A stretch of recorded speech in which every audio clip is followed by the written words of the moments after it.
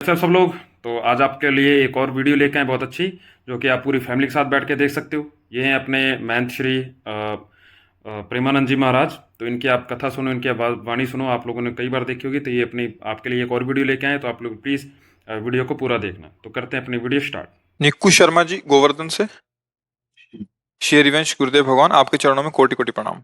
श्री सदगुरु भगवान, हमारी कोई संतान नहीं है, इस बात से मुझे कभी दुख नहीं होता, जबकि खुशी सी होती है कि मेरे साधन भजन में कोई समस्या नहीं है। मेरी धर्मपत्नी भी खुश थी, लेकिन गुरुदेव भगवान, महाभारत के एक प्रसंग में आपसे सुना कि बिना संतान के जीवन व्यर्थ है, तब से मेरी पत्नी व्याकुल है। गुरुदेव कुछ मार्गदर्शन करें कि उसी मन में उत्तर निश्चिंत। नहीं था,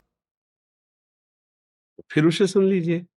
अगर आपको लगता है कि गृहस्थी में ही रहना है, बाबा जी तो बनना नहीं, विरक्त होना नहीं हमें, और हमें संतान वाली लाभ की वृत्ति प्राप्त करनी है, तो लाडली लाल से बढ़कर कोई है क्या?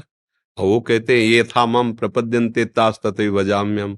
जो मेरे को जैसे बजता है मैं वैसे ही भाव में आता हूँ उसके। वैसे आते तो भगवान ही है संतानों के रूप में। भगवान ही तो सारी मत्ता परतरम नान्यत, मेरे सिवा कोई और है नहीं। तो लाडली लाल के रूप में आपके घर में नहीं है क्या?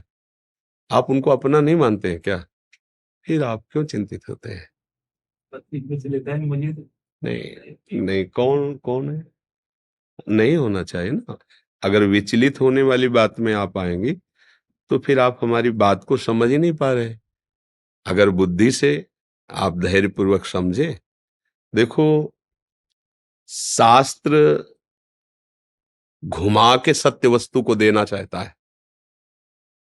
जैसे आपके संतान नहीं हुई तो आगे का शब्द क्या लिखा है कि भगवान फिर आपको वैराग्य मार्ग दे रहे हैं कि संसार के राग से रहित होकर दोनों वानप्रस्थ आश्रम को धारण करते हुए भजन करते हुए भगवत प्राप्त कर लो।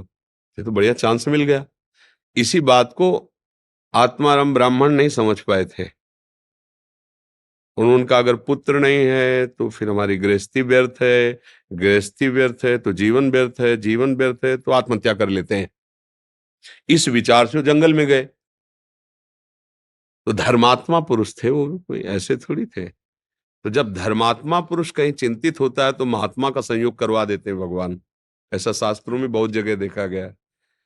तो एक सन्यासी महात्मा आते दिखाई दिए, तो वो ब्राह्मण घर में जन्मे थे, शास्त्रों का स्वाध्याय किया था, संध्या वंदन आदि करते थे। देखा संत तो उठकर खड़े हुए, प्रणाम किया। प्रणाम मुद्रा से समझ में आ जाता है कि आस्तिक है। तो संतों को केवल श्रद्धा चाहिए। वो बैठ गए और कहा तुम्हारा उदास चेहरा, क्या बात है? उनका भगवान, सब कुछ है आपकी कृपा से, संपत्ति है, सब है, पर हमारे संतान नहीं। शास्त्रों में लिखा है संतान के बिना गृहस्थ धर्म अधूरा। फिर बार बार हृदय जलता है कि जीवन व्यर्थ। उन्होंने समझाया कि तुम्हारे भाग्य में 7 जन्म तक संतान का योग्य नहीं। तुम्हारे ऐसे अपराध हैं कि तुम्हारे संतान योग नहीं है। आप लोग ही अपराध कर देते हो, कोई दूसरा नहीं। गर्भ में देखा बेटी, हत्या करा दी। ये जन्म तो कष्ट में जाएगा, अगले जन्म में गर्भ ही नहीं धारण कर पाओगे। गर्भ में ही कोई संतान ही नहीं आएगी, कर लो उपाय। क्योंकि तुमने गर्भ का ही तो नाश किया, भ्रूण हत्या, उसकी तुम्हें जरूरत है नहीं, हटा दिया। कितने ऐसी माताएं बहनें जो ईमानदारी से देखे कितनी गर्भ हत्याएं करवाई। अब आगे जब उनका दंड मिलेगा तो तुम भगवान को कोसोगे। एक तो तुमने अपनी इच्छा से नष्ट किया, लड़की या जान करके या अपने योग्य न जानकर, और एक पैदा होगा योग्य और फिर वो नष्ट होगा। फिर अब अब भोगो। ये सब विधान है, वो जानते नहीं। अब उन्होंने जब बहुत हठ किया, नहीं माना, तो एक फल दिया और कहा अपनी पत्नी को खवा देना, इससे बालक होगा। बड़ी खुशी हुई, आ गए, पत्नी को दिया। जब भाग्य में नहीं है तो कैसे स्वीकार? तो उसने कहा कि खा लेंगे। उन्होंने कहा अभी तो ऐसे थोड़ी पाया जाता है, संत महापुरुषों का प्रसाद नहा धो के, हम आप विश्वास नहीं करते। तो कहा ठीक है, अच्छा पा लेना। और उसने अपनी बहन को बुलाया, उसी गांव में भी आई थी। तो कहा हमें तो बहुत डर लगता है, फल खाएंगी पेट बढ़ेगा, और कहीं आग लग गई तो गर्भवती स्त्री दौड़ कैसे पाएगी। मतलब कितनी को बातें हैं ऐसे। तो हमारी तो खाने की इच्छा नहीं। तो बोली दीदी तुम मत पाना, मेरे गर्भ है, तुम नाटक करना कि हमारे पेट है, गर्भ में बालक है, और ये परीक्षा के लिए गौ को खवा दो। तो उसने ऐसा ही किया, वो फल गौ को पवा दिया। अब उसको नाटक करती रही कि हाँ हमारे गर्भ है, और जब उसके बच्चा हुआ तो बच्चा मंगवा लिया, बोले बच्चा हुआ, और दासियों को पैसा दे दिया, ब्राह्मण बड़ा खुशी हुआ। और उनकी पत्नी का नाम धुंधुली था तो इसलिए उसका नाम धुंधकारी रख दिया। और ठीक समय पे गौ के बच्चा हुआ तो कान तो गौ जैसे और बालक स्वरूप, बड़ा आश्चर्य। ब्राह्मण बोले हमारे तो भाग्य खुल गए, पहले हमारे ही बच्चा नहीं होता था, अब गौ के भी मनुष्य जैसा बच्चा हुआ। वो बड़े आनंदित थे, उसका नाम गोकर्ण रखा जो संत प्रसाद से, और इनका नाम धुंधकारी रखा। चरित्र है भागवत में प्रारंभ में। वो बचपन से इतना दुष्ट निकला कि खेलते हुए बच्चों को उठा के कुआं में फेंक देता। क्या क्या अत्याचार, जब बड़ा हुआ तो 5 वेश्याओं को संग रखता और सब आतंक, मतलब इतना पीटा अपनी माँ को कि वो कुएं में गिर के मर गई। हाँ, अत्याचार। अब तो उनको लगा कि इससे तो अच्छा संतान न होती, और वो बचपन से ही भगवत प्रदत्त संत स्वरूप ही थे। वो तो तीर्थ यात्रा को गए थे, लौट के जब आए तो चरणों में गिर करके उन्होंने कहा बेटा गोकर्ण अब तो हमारा सर्वनाश हो गया।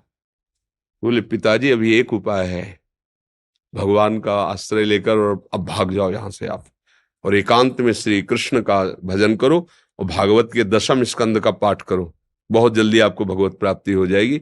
जो श्लोक धर्मम भज सततम त्यज लोक धर्मान उपदेश किया, वो वहां से चले। इस प्रसंग से सीख मिली कि यदि हमारे गर्भ से संतान नहीं है तो नहीं है, अब हम भाव से भगवान को मान लेते हैं मेरे हैं, वही मेरे माता, वही मेरे पुत्र हैं, वही मेरे पिता हैं, वही मेरे रिश्ते नातेदार, सब हो गया। भागवत में लिखा है तीनों ऋणों से मुक्त हो जाता है, मातृ ऋण, देव ऋण, ऋषि ऋण, इन सब ऋणों से मुक्त हो जाता है जो भगवान को प्राप्त करता है। तो ये सब मतलब इसीलिए कहा गया शास्त्र रूपी जंगल से गाइड करने वाले की अंगुली पकड़ के चलो तो बच जाओगे, नहीं फंस जाओगे। इसलिए फिर तो मतलब सब गड़बड़ हो जाएगा। चाहिए भगवान की इच्छा हो, अब इच्छा हो जाए संतान की तो अब फिर परेशानी हो जाएगी। अरे होना हो तो हो, नहीं होना हो तो हम खुद जिनकी संतान उनको प्राप्त करने के लिए मुझे मिला, मुख्य धर्म क्या है? भगवत प्राप्ति। ये सब साधारण धर्म है। तो भगवान ने क्या आदेश किया है? सर्वधर्मान परित्यज्य मामेकम शरणम ब्रज। ये बात बोले पाप जो लगा तो आम सर्व पापेभ्यो मोक्षयिष्यामि मा शुचः। तो ये थे दोस्तों अपने श्री प्रेमानंद जी महाराज, जिनको कि आप लोगों ने ये वीडियो देखी और इनके वचन आपने सुने, तो शायद आप लोगों के माइंड कुछ फ्रेश हुआ होगा, कुछ मोटिवेशन मिला होगा। तो आप लोगों से मैं तो यही गुजारिश करूंगा कि प्लीज़ वीडियो को लाइक करना, शेयर करना, कमेंट करना और चैनल को सब्सक्राइब करना, ताकि आपके लिए मैं और अच्छी अच्छी वीडियो लाता रहूँ और आपको यहाँ पे दिखाता रहूँ, ताकि इससे आपका और अच्छा मोटिवेशन मिले और आपको सीखने को मिले और फैमिली के साथ बैठ के वीडियो देख सको। तो मिलते हैं एक और वीडियो के साथ, तब तक प्लीज़ जाते जाते आपको यही कहेंगे कि प्लीज़ चैनल को सब्सक्राइब करना, वीडियो को लाइक करना और शेयर करना। मिलते हैं एक और अच्छी वीडियो के साथ।